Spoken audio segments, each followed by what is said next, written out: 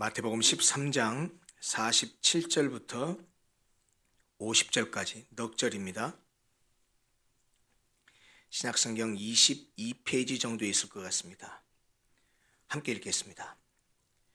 또 천국은 마치 바다에 치고 각종 물고기를 모는 그물과 같으니 그물에 가득함에 물가로 끌어내고 앉아서 좋은 것은 그릇에 담고 못된 것은 내버리느니라. 세상 끝에도 이러하리라. 천사들이 와서 의인 중에서 악인을 갈라내어 풀무불에 던져 넣으리니 거기서 울며 이를 갈리라. 우리는 지금 마태복음 13장에 기록된 하나님 나라를 설명하는 예수님의 비유 7가지를 살펴보고 있습니다. 씨 뿌리는 자의 비유, 가라지 비유는 따로따로 하나씩 독립적으로 우리가 살펴보았고요. 유사한 메시지를 담고 있는 한 쌍의 비유와 같은 것들은 묶어서 살펴보았습니다. 그래서 겨자씨와 누룩의 비유는 한꺼번에 묶어서 보았고, 감추인 보화와 진주장사의 비유도 지난주에 함께 묶어서 살펴보았습니다. 이렇게 지난주까지 마태복음 13장에 기록된 천국 비유 7가지 중에 6가지를 살폈는데, 오늘은 마태복음 13장의 마지막 천국 비유인 그물 비유를 함께 나누려고 합니다. 이 그물 비유도 지난주에 살펴본 감추인 보화와 진주장사의 비유처럼 마태복음에만 기록되어 있습니다. 그리고 분량으로 보면 매우 짧은 비유입니다. 그런데 이 그물 비유는 하나님 나라와 관련된 마지막 심판, 즉 종말에 관한 메시지를 담고 있습니다. 겨자씨와 누룩의 비유는 천국의 발전과 확장성에 관한 한 쌍의 비유였고, 감추인 보화와 진주장사의 비유는 천국이라고 하는 것은 어떠한 희생과 대가를 치러서라도 반드시 소유해야 될 엄청난 가치임을 가르쳐주는 한 쌍의 비유였습니다. 그런데 이 비유들은 모두 쌍을 이루는 두 개의 비유가 이어서 기록되어 있습니다. 그런데 오늘 이 그물 비유는 사실은 가라지 비유와 그 메시지가 유사한데 따로 떨어져 있습니다. 그렇지만 이것이 따로 떨어져서 기록되어 있지만 방금 말씀드렸다시피 담고 있는 메시지에 있어서는 한 쌍을 이루듯이 매우 유사합니다. 즉 그물 비유는 가라지 비유와 더불어서 마지막 심판에 관한 종말론적 비유라는 점에서 동일한 메시지를 담고 있다는 말입니다. 근데 실제적으로 구체적으로 들여다보면 두 비유에 사용된 문구, 어휘들까지 유사할 뿐만 아니고 실제로 동일하기까지 합니다. 두 비유를 해석할 때 천사들, 의인들, 풀무불이 동시에 등장합니다. 그리고 심판에 대한 설명을 할 때도 세상 끝에도 그러하리라, 풀무불에 던져 넣으리라, 울며 이를 갈리라 라는 등의 표현은 가라지 비유나 오늘 살펴볼 그물 비유에 동일하게 똑같이 표현됩니다. 결론부터 말씀드리자면 가라지 비유와 더불어서 이 그물 비유가 가르치는 진리는 하나님 나라가 세상 나라와 공존하며 하나님 나라 안에 의인과 악인이 공존하지만 세상 끝날에는 심판을 통해서 의인 중에서 악인을 골라냄으로써 양자가 의인과 악인이 반드시 구별된다는 사실입니다. 즉 아직 완성되지 않은 현재적 천국에서는 의와 불이, 의인과 악인이 섞여 있을 수밖에 없지만 마지막 심판 때에는 이들이 완전히 분리된다는 것입니다. 오늘 함께 나눌 이 그물 비유는 비유의 소재가 그물이기 때문에 갈릴리 바닷가에 사는 사람들에게는 매우 평범하고 익숙했을 것입니다. 그물을 던지는 것은 갈릴리 호수 주변의 지방에서는 일상에서 아주 흔하게 볼 수 있는 광경이기 때문이죠. 더구나 제자들은 그 중에 어부들도 많았기 때문에 이 비유의 의미를 더 잘 이해했으리라고 생각됩니다. 그물 비유는 이렇게 시작됩니다. 또 천국은 마치 바다에 치고 각종 물고기를 모는 그물과 같으니 이렇게 말씀합니다. 예수님은 천국을 이 그물로 비유하고 있는데 당시에 물고기를 잡는 그물은 여러 가지가 있었습니다. 그런데 이 본문에 그물로 번역된 이 단어, 본문의 그물은 헬라어 원어로는 사게네라고 하는데요.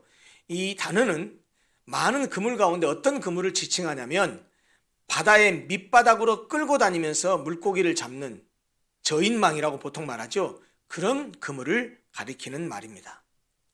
당시에 일반적으로 사용되던 그물은 높이가 2m, 길이는 100m 정도 됐는데요.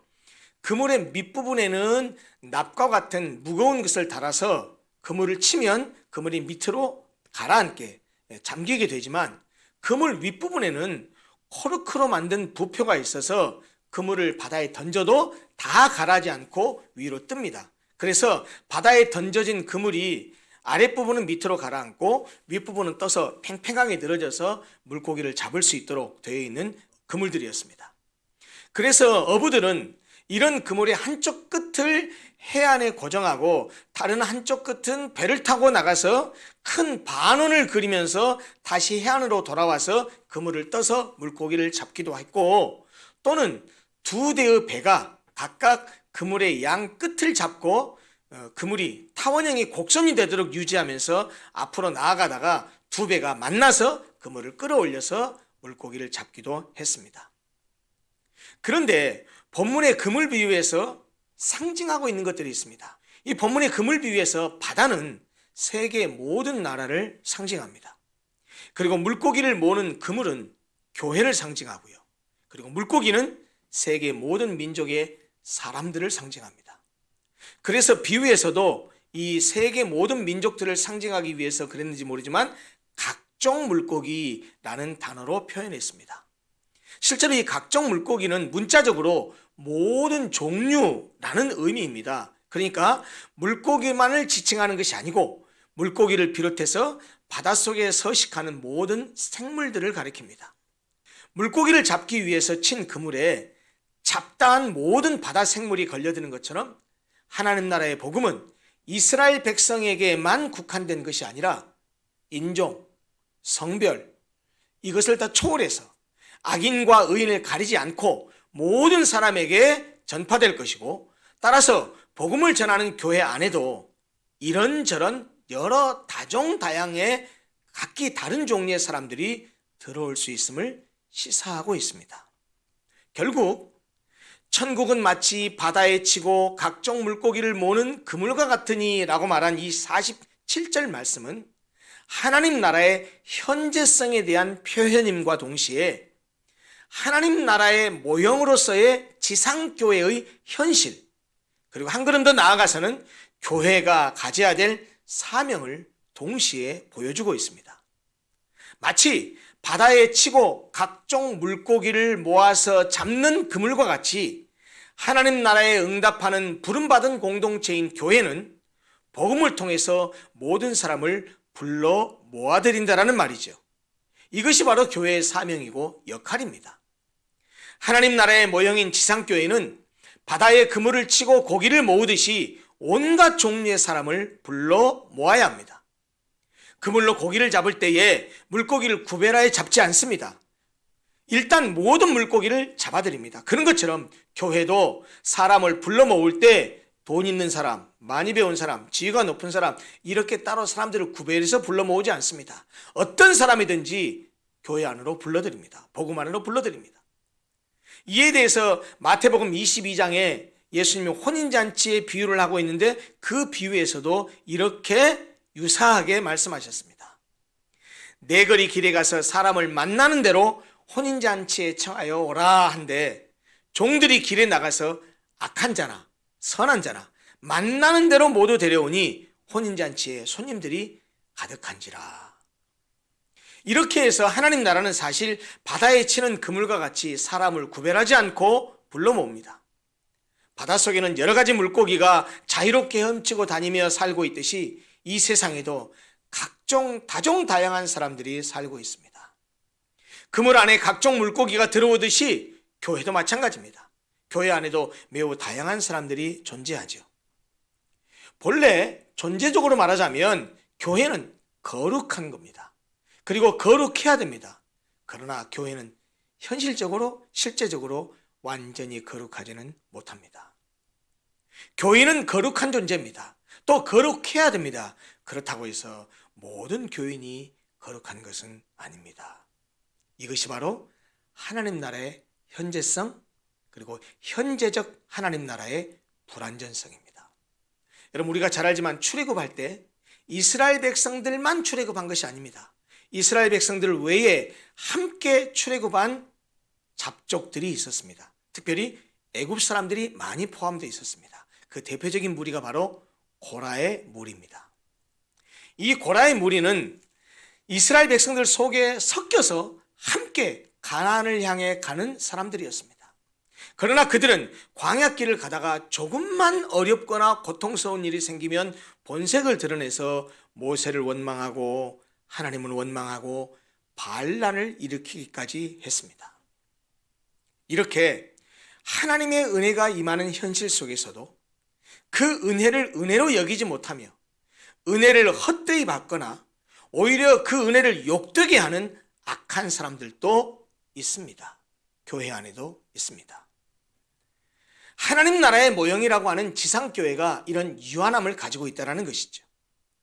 참된 믿음을 가진 이들도 있지만 그렇지 못한 사람들도 있다는 말입니다.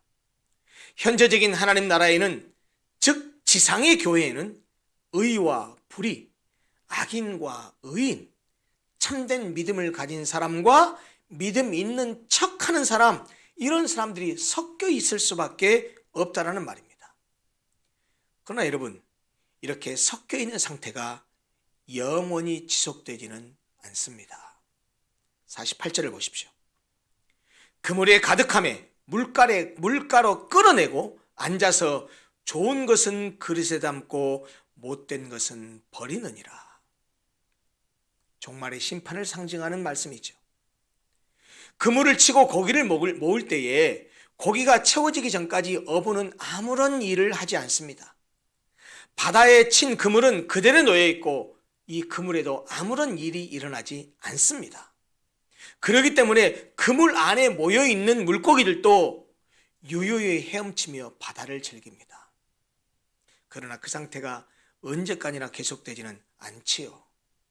그물에 물고기가 가득 차면 어부는 그 물가로 그물을 끌어올립니다. 아까 말씀드린 대로 물론 이 그물 속의 물고기들은 그물이 언제 끌어올려질지 전혀 모르고 일상을 누리고 지냅니다. 이 땅의 사람들도 마찬가지죠. 그저 일상에 취해서 살아갑니다. 우리는 창세기에 기록된 홍수 심판을 앞둔 노아 시대도 그렇게 사람들이 먹고 마시고 즐겼다라는 사실을 잘 알고 있습니다. 심판의 때가 눈앞에 있는데 심판이 감춰져 있기 때문에, 모르기 때문에 그들은 시집가고 장가가며 일상에 빠져 세상에 취해 살았었습니다.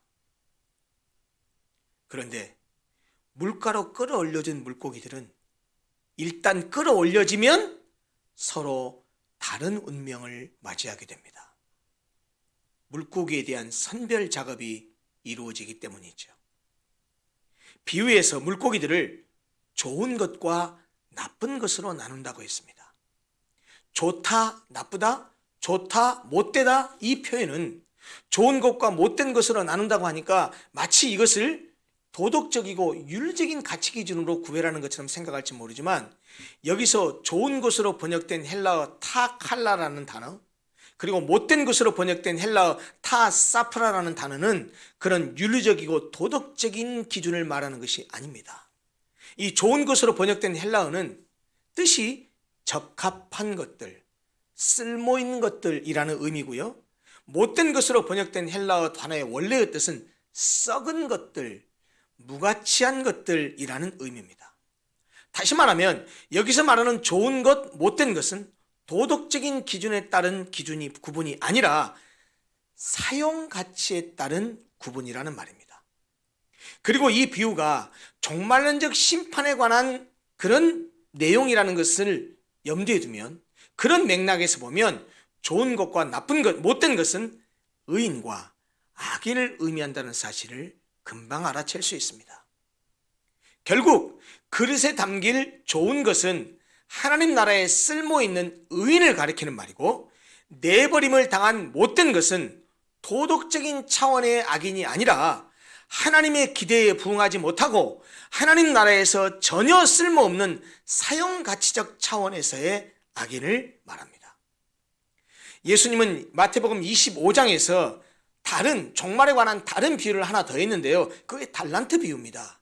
그 달란트 비유에서도 최후의 바깥 어두운 데 내어 쫓겨서 슬피 울며 이를 갈게 되는 자가 누구냐면 쓸모가 없는 무익한 종이라고 말씀하셨습니다.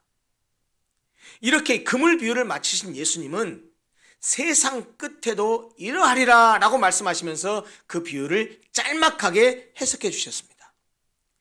어부가 쓸모있는 물고기만 그릇에 담아드리고 쓸모없는 고기는 내버리는 것처럼 세상 종말의 때에 있을 심판도 똑같을 것이라고 말씀하신 것이죠. 49절 50절이 그 말씀입니다.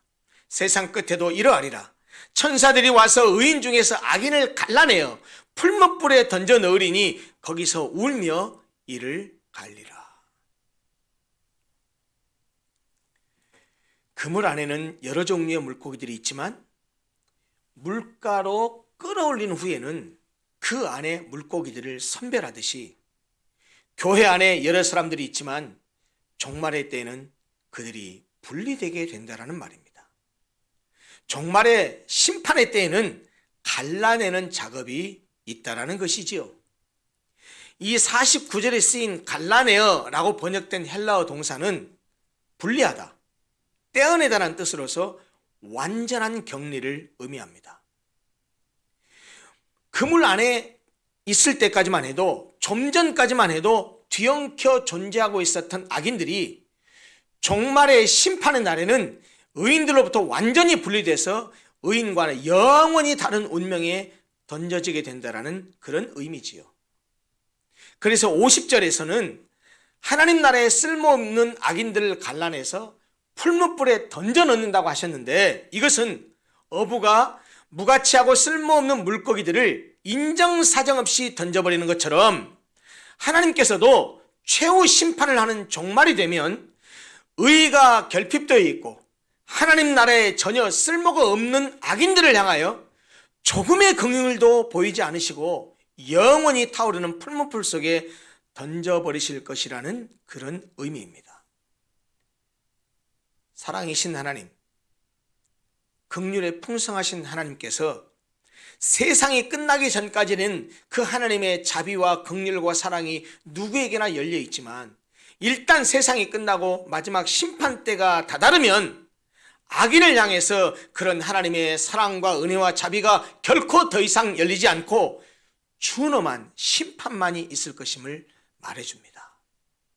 게다가 풀무불에 던져진 자들이 울며 이를 갈미 있으리라고 말했는데, 이것은 자신들은 그렇게 생각하지 않았다가 악인들로 판명된 자들이 자신들의 그런 신분을 전혀 의식하지 못하고 오히려 의인들이라고 착각하고 있다가 이 세상 마지막 때에 의인들의 자리인 하나님 나라에 들어가지 못하게 되자 그들 나름대로 억울함과 분을 삼키지 못하는 형편을 빗대고 있는 말인데요. 우리는 잘 알지만 이것은 지옥의 고통을 묘사하는 표현입니다.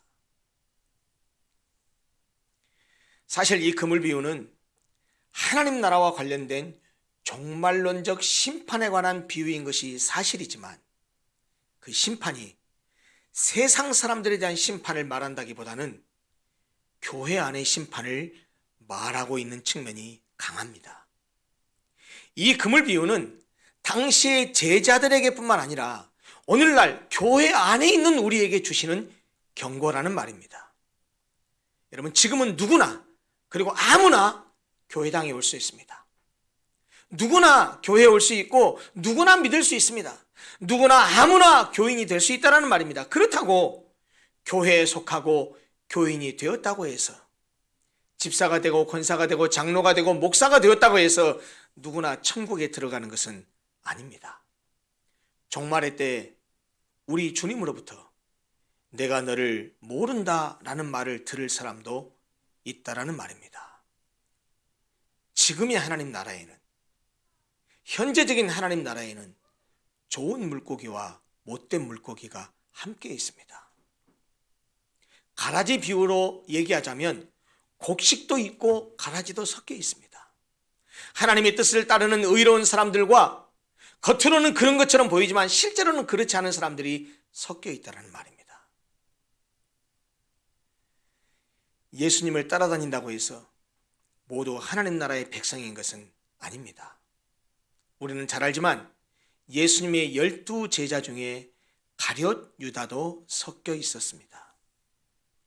교인이 되어서 교회에 열심히 다닌다고 해서 구원받고 하나님 나라의 백성이 되는 것은 아닙니다. 현세적 하나님 나라, 현재적 하나님 나라는 악인과 의인이, 믿는 자와 믿지 않는 자가 공존합니다. 섞여 있습니다.